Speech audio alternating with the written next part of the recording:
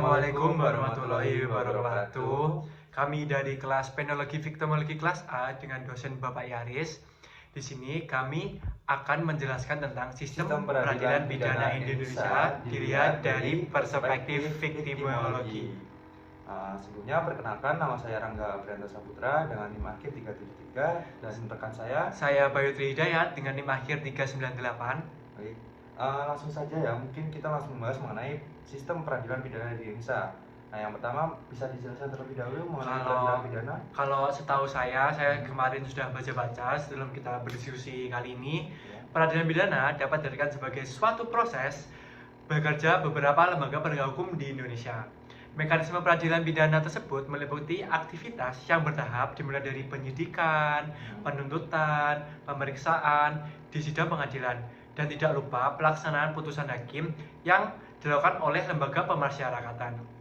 Proses yang bekerja secara berurutan tersebut pada dasarnya menuju pada suatu tujuan bersama yang dikehendaki keseluruhan proses itu bekerja di dalam suatu sistem, sehingga masing-masing lembaga itu merupakan subsistem yang saling berhubungan dan mempengaruhi antara satu dengan yang lain.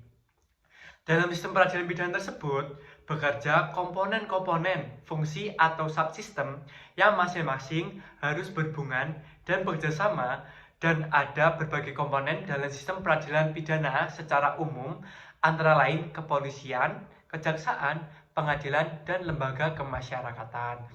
Jadi kalau menurut Mas Rangga sendiri nih, apa itu arti sistem peradilan pidana Indonesia? Menurut saya sendiri, sistem peradilan pidana yakni dapat diartikan sebagai alat pencegahan kejahatan yang menggunakan pendekatan sistem dasar. Nah, pendekatan sistem yang dimaksud adalah pencegahan kejahatan dilakukan dengan memasukkan subsistem sebagai satu kesatuan yang saling terkait dan mempengaruhi satu sama lain.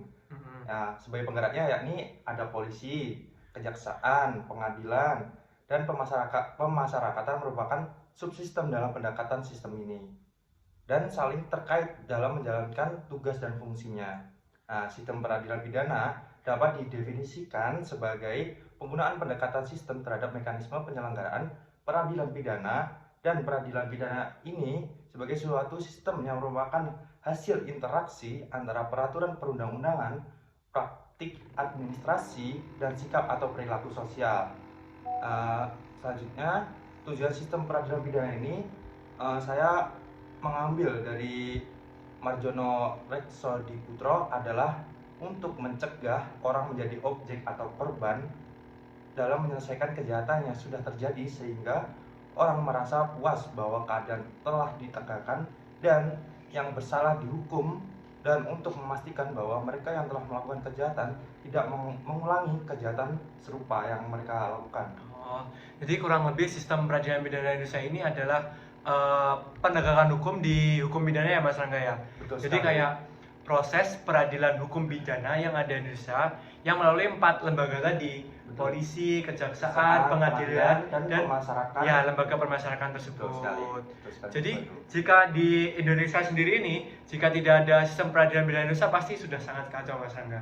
Pasti Mas, karena gini, kejahatan itu kan ada di mana-mana, dan itu harus ada mulai dari polisi yang sebagai tahap untuk penyidik, lalu dilakukan penyelidikan itu oleh kejaksaan, lalu penegakan hukum itu ada di pengadilan, lalu biasanya hukum itu terjadi di lingkup masyarakat, pemasyarakatan atau di masyarakat.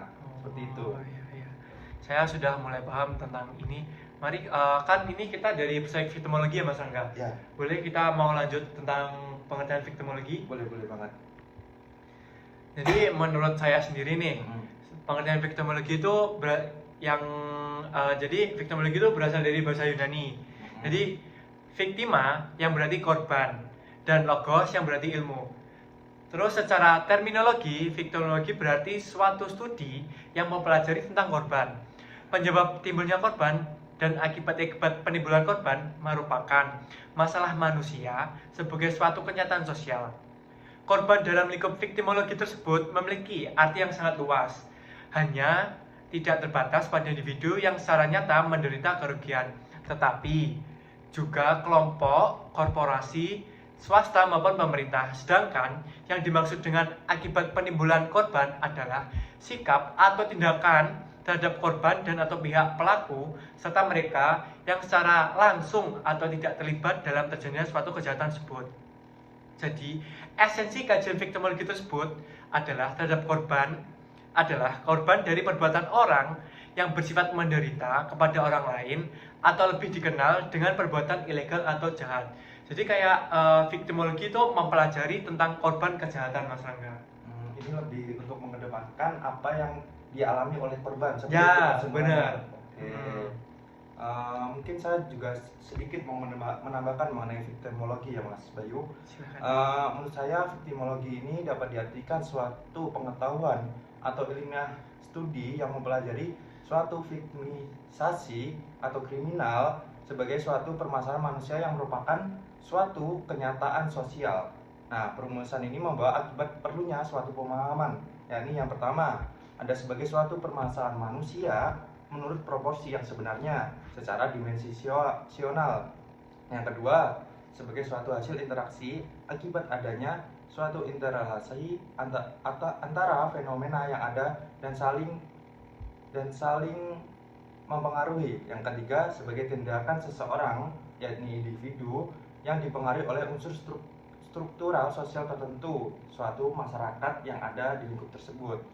Oh ya, jadi kurang lebih pemahaman victimologi tersebut ada 3 poin tadi ya Mas Rangga. Betul Mas Bayu. Paham. Mungkin saya ingin menambahkan lagi mengenai unsur-unsur utama dalam victimologi. Yang pertama yakni korban atau victim.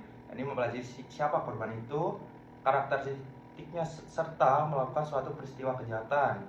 Yang kedua, penyebab victimisasi, yakni mengkaji faktor-faktor yang menyebabkan seseorang menjadi korban baik dari sisi pelaku maupun korban itu sendiri. Yang ketiga, proses victimisasi, yakni memahami bagaimana proses terjadinya victimisasi, termasuk pola dan konsekuensi yang timbul. Yang keempat, hubungan dengan pelaku, yakni menganalisis interaksi dan hubungan antara korban dengan pelaku tindak pidana. Yang kelima, sistem peradilan, mengkaji peran dan kedudukan korban dalam sistem pidana, mulai dari kepolisian, kejaksaan, hingga pengadilan yang sudah saya jelaskan di awal tadi. Dan yang keenam ini reaksi dari masyarakat sendiri, yakni memahami bagaimana masyarakat bereaksi terhadap korban kejahatan. Jadi kesimpulannya yang terakhir ini, kejahatan ini dapat dilakukan ditegakkan di pengadilan, namun juga dapat menjadi suatu hukuman sosial bagi pelaku kejahatan itu sendiri. Biar si pelaku kejahatan itu mendapat efek jerah ya Mas? Pasti, karena tidak hanya mendapatkan hukuman dengan jeratan penjara, tetapi pasti mendapatkan sanksi sosial. Kita lihat saja dari kejadian-kejadian yang sudah pernah terjadi seperti itu, Mas Bayu. Kalau saya boleh menambahkan nih, kan itu tadi Mas Rangga sudah menjelaskan unsur-unsur tentang victimologi ya. Kalau saya mungkin pernah sempat baca, yaitu ada manfaat victimologi di kemasyarakatan, tidak masyarakat sendiri di negara kita ini. Jadi menurut saya manfaat victimologi itu ada 3. Yang pertama adalah pencegahan kejahatan. Jadi pencegahan kejahatan ini memberikan pengetahuan dan wawasan agar individu dan masyarakat dapat menghindari potensi bahaya dan pencegahan kejahatan itu sendiri. Jadi masyarakat itu bisa berwas-was atau berlindung diri lah sebelum terjadinya kejahatan. Dan masyarakat mengerti bahwa bahaya kejahatan tersebut. Tetapi kalau dari masyarakat saja itu pasti kurang. Jadi kayak itu tadi polisi, kejaksaan, pengadilan, pemerintah pun harus juga mendukung perlindungan bagi masyarakatnya sendiri, sehingga kejahatan di negara kita ini bisa berkurang atau bisa jangan terjadi. Yang kedua ada yaitu perlindungan dan dukungan. Nah, ini yang saya jelaskan tadi. Jadi perlindungan dan dukungan ini menjadi dasar untuk mengembangkan kebijakan dan tindakan perlindungan serta dukungan yang efektif bagi korban. Jadi korban ini harus mendapatkan tindak keadilan. Jadi harus mendapatkan keadilan seadil-adilnya. Jadi pelaku ini harus dihukum kalau sesuai bisa dengan tindakan yang seadil-adilnya. Jadi kayak Mas Rangga tadi kan sudah menyebutkan unsur-unsur, kan tadi juga ada menjelaskan tentang hal itu kan Mas. Jadi kurang lebih seperti itu. Yang ketiga sendiri yaitu perbaikan kebijakan hukum. Jadi memberikan masukan dalam sistem hukum pidana, terutama terkait perlindungan saksi dan korban. Ini mungkin yang ketiga ini yang dimaksudkan perbaikan kebijakan hukum ini lebih untuk mengedepankan kerugian yang dialami oleh korban tersebut. Ya, atau bagaimana, Mas Bayu? jadi kalau kan mungkin sistem pidana di negara kita mungkin kurang baik ya untuk sekarang. Jadi setiap ada kejahatan atau masalah-masalah kejahatan tersebut, kita selalu berubah menjadi lebih baik agar si korban ini mendapatkan timbal balik atau keadilan yang seadil-adilnya. Jadi tidak timpang tindih atau berat sebelah lah. Apakah ada ruang lingkup tersendiri di dalam penjelasan victimologi Ya, sendiri? pasti victimologi pasti ruang lingkup mempunyai ruang lingkup sendiri. Jadi kalau dari setahu saya, ruang lingkup victimologi itu melibatkan analisis mendalam mengenai berbagai dimensi korban kejahatan seperti karakteristik, proses viktimisasi, hak korban dalam sistem peradilan pidana, serta kebijakan perlindungan yang diterapkan oleh negara dan lembaga terkait. Fokus utama victimologi adalah untuk memberikan pemahaman yang lebih mendalam mengenai korban kejahatan dan memperjuangkan kesejahteraan serta perlindungan mereka. Salah satu aspek yang penting dalam ruang lingkup victimologi adalah studi tentang karakteristik korban. Jadi, penelitian victimologi mencakup analisis profil korban, termasuk latar belakang sosial, ekonomi, dan psikologis korban tersebut. Faktor-faktor ini seringkali mempengaruhi sejauh mana seseorang menjadi lebih rentan terhadap tindak pidana. Sehingga victimologi bertujuan untuk menggali berbagai elemen-elemen yang dapat menjelaskan mengapa beberapa individu tersebut lebih mudah menjadi korban daripada yang lain. Hal ini dapat mencakup analisis terkait kemiskinan, kurangnya pendidikan, atau ketidakstabilan mental yang semuanya dapat meningkatkan kerentanan terhadap kejahatan. Oh, jadi saya dapat menyimpulkan dari penjelasan Mas Bayu yang terakhir ini, jadi sebenarnya itu pelaku tindak kejahatan ini umumnya itu kebanyakan dari masyarakat menengah ke bawah ya, Mas Bayu? Wah, kalau ini kita menjelaskan tentang korban, Mas. Jadi bukan tindak pelakunya. Jadi tadi kan menjelaskan tentang korban, toh. Mengapa kita meneliti sampai latar belakang sosialnya, mentalnya, psikologisnya. Karena kita meneliti mengapa korban tersebut lebih mudah menjadi korban kejahatan daripada tidak menjadi korban, kurang lebih seperti itu. Jadi kalau pelaku kejahatannya saya kurang tahu ya, Mas. Ya. Mungkin saya ingin menjelaskan mengenai dimensi penting dalam victimologi yang mengacu pada bagaimana seseorang dapat terlibat dalam situasi kriminal seperti yang saya tanyakan sebelumnya ya, Mas. Oh iya. Makanya ada korelasinya ini saya ingin menanyakan. Nah, proses ini mencakup identifikasi jenis kejahatan yang dialami korban serta dampak yang ditimbulkan baik dalam bentuk fisik, emosional maupun sosial. Nah, pemerintah Indonesia telah mengatur hal ini melalui KUHP baru yang memberikan mekanisme hukum untuk korban agar dapat memperoleh perlindungan dan keadilan. Dalam perspektif hukum, victimologi juga sangat berperan dalam memastikan bahwa hak-hak korban dihormati dalam sistem peradilan pidana yang mencakup hak atas kompensasi, perlindungan dari ancaman, serta rehabilitasi psikologis bagi korban yang mengalami trauma akibat kejahatan.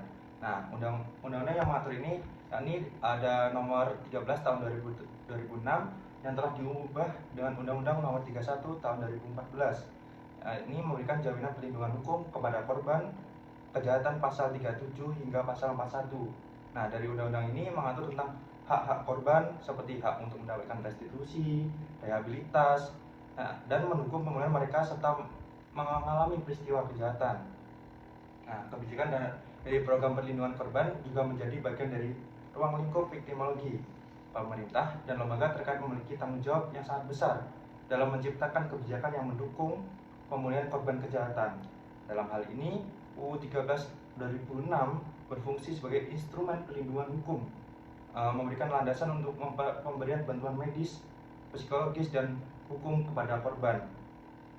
Pemerintah perlu memastikan adanya akses yang mudah bagi korban untuk memperoleh bantuan, serta memastikan bahwa setiap kebijakan yang dibuat berfokus pada pemulihan korban secara menyeluruh. Seperti itu, Mas Bayu. Jadi kesimpulan dari victimologi ini kurang lebih kami membahas tentang korban tersebut, karena kan fiktif sendiri kan artinya korban kan ya, Mas, tadi. Paham ya, kurang lebih dengan diskusi ini saya sudah paham lah tentang victimologi tersebut. Nah, sekarang kan kita topik utamanya yaitu tentang sistem peradilan pidana menurut sisi victimologi ini, Mas Rangga. Ya. Kita lanjut hal tersebut ya. Boleh banget. Jadi kami akan berdiskusi tentang sistem peradilan pidana menurut sisi victimologi. Saya boleh menjelaskan duluan? Boleh, Ya. silakan. Jadi menurut saya sendiri sistem peradilan pidana Indonesia dari perspektif victimologi secara detail atau secara rincinya menekankan perlindungan dan pemenuhan hak korban tindak pidana yang selama ini belum mendapatkan perhatian yang optimal, yang belum mendapatkan perhatian secara maksimal dari pemerintah tersebut, terutama dalam Kitab Undang-Undang Hukum Acara Pidana atau KUHP sendiri. Victimologi adalah ilmu yang mempelajari korban kejahatan dari aspek sosial, psikologis, dan hukum dengan tujuan utama memberikan perlindungan, memastikan kompetensi, dan meningkatkan partisipasi korban dalam proses peradilan tersebut. Dasar hukum perlindungan korban dalam peradilan pidana Indonesia yaitu Undang-Undang Dasar 1945 pasal 28D ayat 1 yang menegaskan setiap orang berhak atas pengakuan, jaminan, perlindungan, dan kepastian hukum yang adil dan perlindungan hak asasi manusia. Selanjutnya yaitu ada KUHP UU Nomor 8 Tahun 1981. KUHP menjadi landasan operasional penyelenggaraan sistem peradilan pidana, namun pengaturan hak korban masih sangat terbatas dibanding pelaku. Dalam KUHP ini, korban hanya dianggap sebagai saksi atau pihak ketiga yang berkepentingan dengan hak terbatas. Seperti dalam pasal 98 yang mengatur penggabungan gugatan ganti rugi dan perkara pidana atas permintaan korban yang dilakukan. Jadi dari kedua dasar hukum yang saya terangkan tadi itu kurang menjelaskan tentang korban. Dia lebih banyak menjelaskan tentang pelakunya. Jadi kayak hak korban ini sangat terbatas gitu, Mas Rangga. Jadi kurangnya perlindungan terhadap korban itu sendiri. Malah terlalu kebanyakan menekankan mengenai hukuman bagi pelakunya. Nah, sedangkan keadilan bagi korban sangat minim dan terbatas untuk ditegakkan juga. Oh, seperti kasus-kasus seperti ini ya Mas Bayu, misal ada kasus tindak pidana mengenai pembunuhan. Nah, ini di dalam undang-undang yang sudah sampai jelaskan tadi itu lebih mengedepankan mengenai bagaimana tuntutan bagi pelaku pembunuhan ini, tapi tidak melihat dari korban ini sendiri, bagaimana yang dibunuh ini adalah misal istrinya dan anak-anaknya. Jadi mereka ini kan kehilangan sosok suami ini tadi. Jadi mereka itu mungkin yang jadi yang dibunuh ini sebagai suaminya tadi menjadi kehilangan mata pencahariannya, karena kan sosok yang memberikan nafkah ini sudah tidak ada. Nah, karena hal tersebut makanya di kita pemerintah Indonesia ini selalu memperbaiki terus tentang peradilan pidana yang ada di Indonesia ini. Nah, kayak seperti kasus tersebut kan si pihak korban paling merasa rugi kan, Mas Rangga? Iya, pasti. Terus si pelakunya cuma mungkin penjara seumur hidup atau enggak 10 atau 15 tahun penjara. Bukan, yang itu pidana mati. Okay. Tapi kan sedangkan hati nurani manusia kan tidak sekejam itu kan. Iya. Pasti kayak mereka si korban ini kayak nggak mungkin lah kalau mati dibalas mati. Tapi tidak semua orang seperti itu. Ini seperti yang dijelaskan oleh Pak Yaris. Ya, di kelas kemarin. Kan tidak semua orang itu hati nuraninya mati gitu loh, Mas Angga. Jadi kayak misal seperti hal tersebut, kayak ibunya mungkin menuntut seadil-adilnya, bukan menuntut mati atau hal tersebut. Tapi juga kasihan sih kalau kasus tersebut tidak dituntut seadil-adilnya dan si ibu harus menjadi tulang punggung keluarga bagi anak-anaknya. Nah, kalau Mas Rangga sendiri nih mau menambahkan nggak dasar hukum yang tentang itu sistem peradilan pidana? Ada Mas, setelah yang saya baca kemarin itu ada Undang-Undang Nomor 13 Tahun 2006 tentang perlindungan saksi dan korban yang telah diubah dengan Undang-Undang Nomor 31 Tahun 2014. Ini mendefinisikan korban sebagai seseorang yang mengalami penderitaan fisik, mental, atau kerugian ekonomi akibat suatu tindak pidana sebagaimana diatur dalam pasal 1 ayat 2 Undang-Undang 31 tahun 2014. Ini menjelaskan mengenai pemulihan yang saya jelaskan mengenai kasus tadi, Mas Bayu. Ya. Nah, selanjutnya ada Undang-Undang Nomor 13 tahun 2006 tentang perlindungan saksi dan korban dan perubahannya yakni Undang-Undang Nomor 31 tahun 2014. Nah, ini mengatur khusus mengenai perlindungan korban termasuk hak atas keamanan bantuan hukum informasi penyelesaian perkara, kompensasi, restitusi, dan rehabilitas psikososial. Dalam pasal 7 mengatur hak korban untuk mengajukan kompensasi dan restitusi melalui Lembaga Perlindungan Saksi dan Korban yang biasa kita kenal sebagai LPSK, serta perlindungan memberikan kesaksian tanpa takut untuk dituntut. Di dalam Kitab Undang-Undang Hukum Pidana sendiri mengatur kewajiban pelaku mengganti kerugian yang ditimbulkan akibat perbuatannya selama masa percobaan pidana bersyarat, yakni diatur dalam pasal 14C. Selanjutnya posisi korban dapat dalam peradilan pidana masih kurang menguntungkan karena korban hanya berperan sebagai saksi atau pelapor seperti yang Mas Bayu jelaskan tadi. Benar. Korban tidak memiliki peran yang aktif setara dengan pelaku, polisi atau jaksa. KUHP ini cenderung mengedepankan perlindungan terhadap pelaku tindak pidana offender oriented, sementara perlindungan dan penghormatan hak korban masih sangat minim sekali, Mas Bayu.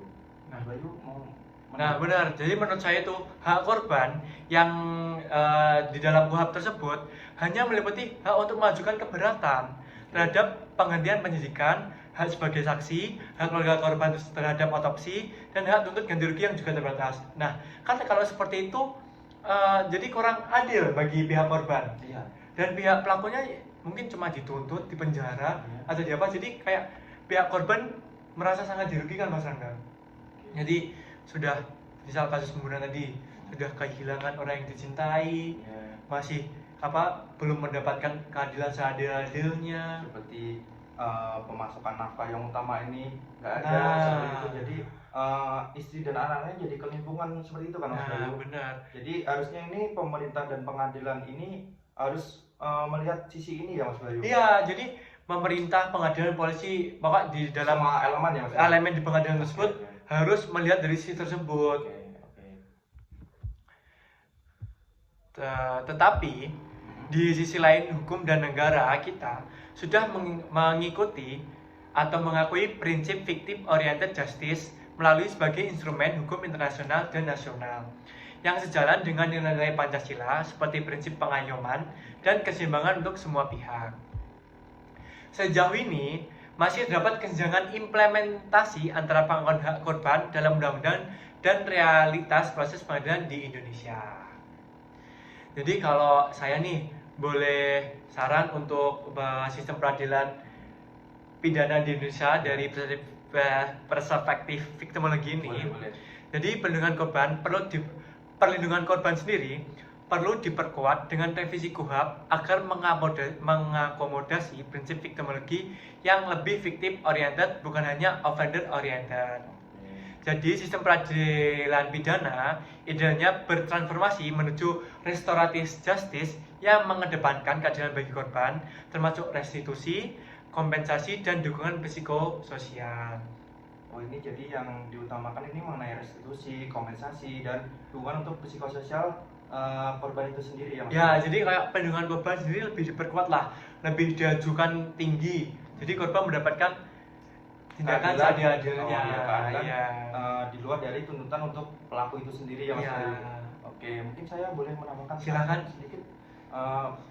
Di lembaga LPSK ini mungkin menurut saya perlu dioptimalkan lagi ya, Mas Bayu, karena sebagai lembaga yang memberikan perlindungan dan pemenuhan hak korban selama proses di dalam peradilan itu sendiri, Mas Bayu.